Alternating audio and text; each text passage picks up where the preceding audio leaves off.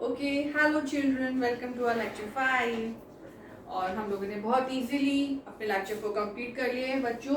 बहुत इजी करके मैंने आपको ये चैप्टर एक्सप्लेन किया है कि आपको बस एक बार रीडिंग ही करनी है और आपका पूरा चैप्टर ग्रैब हो जाएगा, आप पूरा सारा अंदर कर लोगे। ओके, अब देखिए, क्योंकि इसमें ज़्यादा कोई कॉम्प्लेक्स क्वेश्चन अराइज नहीं होते हैं, कोई फिगर्स नहीं है, खाली थ्योरी के लिए। ओके, ना कोई क्वेश्चंस हैं, कुछ भी नहीं है, सिंपल थ्योरी है बस।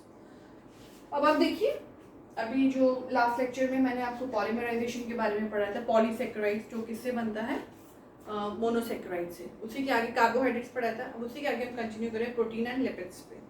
ये इसके बाद बस हमारा थोड़ा सा और बचेगा और हमारा पूरा चैप्टर कंप्लीट हो जाएगा। अब प्रोटीन्स का आप देखिए, ये भी ऑर्गेनिक कंपाउंड्स हैं। कैसे? Carbon is present. प्रोटीन किससे मिलकर बनते हैं? Carbon, hydrogen, oxygen and nitrogen. देखिए किस किस से मिलकर बना है? Carbon, hydrogen, oxygen and nitrogen.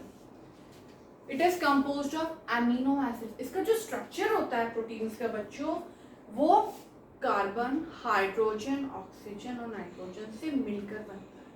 Okay, और फिर प्रोटीन, इसकी जो चेन होती है, it is composed of amino acids. Proteins are important to living organisms both as structural units and enzymes, as they regulate many reactions occurs in cell. अब structures में जैसे कहते हैं ना कि हमारी बॉडी में प्रोटीन भी जरूरी होता है, मिनरल्स भी जरूरी होते हैं, विटामिन्स भी जरूरी होते हैं। क्यों? क्योंकि हमारा स्ट्रक्चर को मेकअप करने के लिए, हमारे स्ट्रक्चर को बिल्डअप करने के लिए इन सारी चीज़ों की रिक्वायरमेंट्स होती हैं। तो protein is one of the most important ingredient of the structural unit of living organisms. इसीलिए प्रोटीन बहुत ज़्यादा इंपॉर्टेंट होता है।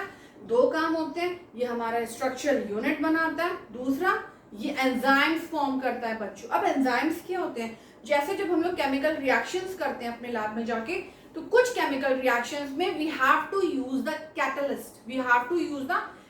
जैसे आपने निकल कैटलिस्ट सुना होगा। कई बार हमें, जैसे मान लीजिए हम एल्यूमिनियम ऑक्साइड को ब्रेक डाउन कर रहे हैं, निकल कैटलिस्ट हमें रिक्वायर्ड है ब्रेक डाउन करने के लिए। तो क्या है वो? कैटलिस्ट है। कैटलिस्ट क्या होता है केमिकल रिएक्शन में?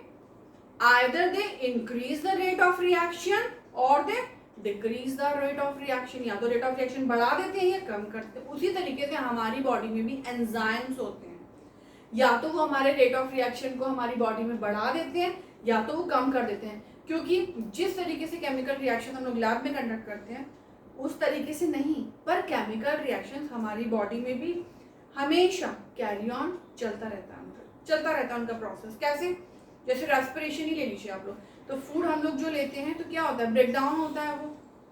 प्लांट्स की बॉडी की बात करें तो क्या होता है बच्चों? फोटोसिंथेसिस चलता रहता है डे टाइम में प्लांट्स की बॉडी में। तो कुछ ना कुछ प्रोसेस हमारी बॉडी में चलता ही रहता है। तो देखिए, तो उसी तरीके से प्रोटीन हमारे दो यूज में आता है हमारी बॉडी में, स्ट्रक्चरल यूनिट हमारी बॉडी को देने के लिए, दूसरा चीज एंजाइम्स। ओके, अब लिपिड्स की हम लोग बात करेंगे तो this is also the organic compounds, but see it's property that it is insoluble in water but soluble in organic solvents. Lipids किससे बना हुआ होता है बच्चों? कार्बन, हाइड्रोजन, ऑक्सीजन से।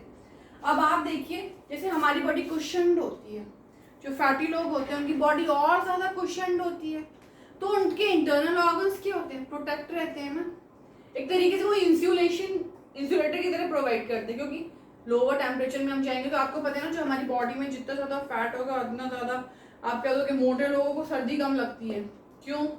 क्योंकि भैया उनकी जो बॉडी में फैट है ना, वो हीट उनको देता रहता है, हीट गिविंग, एक तरीके से कह लो कि लेयर है, वो हीट गिविंग लेयर है फैट।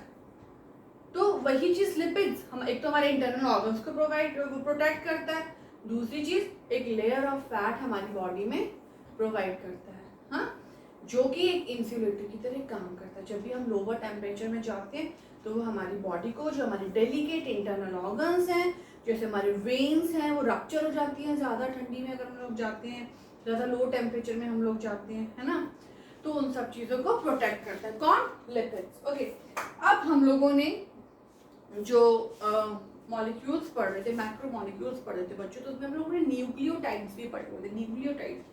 न्यूक्लियोटाइड्स दो तरीके के, DNA and RNA. DNA is what? Deoxyribonucleic acid ना, आरएनए राइबोन्यूक्लिक एसिड। अब ये भी एक पॉलीमर्स है, पर इसको ये किससे बने हुए हैं? ये न्यूक्लियोटाइड मोनोमर्स से बने हैं। ये न्यूक्लियोटाइड मोनोमर्स से बने हैं। क्या कैरी करते हैं? ये हेरिडिटरी कैरेक्टर्स कैरी करते हैं from the parents to the children, from the parents to the children, hereditary characters carry करते हैं। ओके, अब ये हमारा पूरा फिनिश हो गया ये वाला टॉपिक। अब हमारे ये जो हम एक ओवरऑल एक छोटी सी 2 लाइन की मैं बात बताऊंगी कि जितने भी फिजिकल और केमिकल प्रोसेस जो लिविंग मैटर में ये सब कंडक्ट होते हैं, तो इस प्रोसेस को क्या कहते हैं? मेटाबॉलिज्म। पहले वाले लेक्चर्स में भी मैंने आपको एक्सप्लेन किया था जब कैरेक्टरिस्टिक्स में पढ़ा रही थी आप लोगों को। जितने भी फिजिकल और केमिकल रिएक्शन एक लिविंग इंडिविजुअल में कंडक्ट हो रहे हैं वो सब क्या कहलाते हैं? Metabolism. And this metabolism is of 2 types, anabolism and catabolism. अब एनाबॉलिज्म में हम क्या पढ़ेंगे? फोटोसिंथेसिस, जिसमें सिंथेसिस चल रही है, कोई चीज बन रही है। फोटोसिंथेसिस में क्या? फूड बन रहा है, ग्लूकोज बन रहा है। और रेस्पिरेशन में क्या? कैटाबॉलिज्म का एग्जांपल कंसीडर करते हैं, जिसमें फूड या ग्लूकोज ब्रेक डाउन हो रहा है। इतनी चीज अच्छे से क्लियर हुई ना? अब आगे का हम लोग नेक्स्ट लेक्चर में कंटिन्यू करेंगे। Till then bye everyone.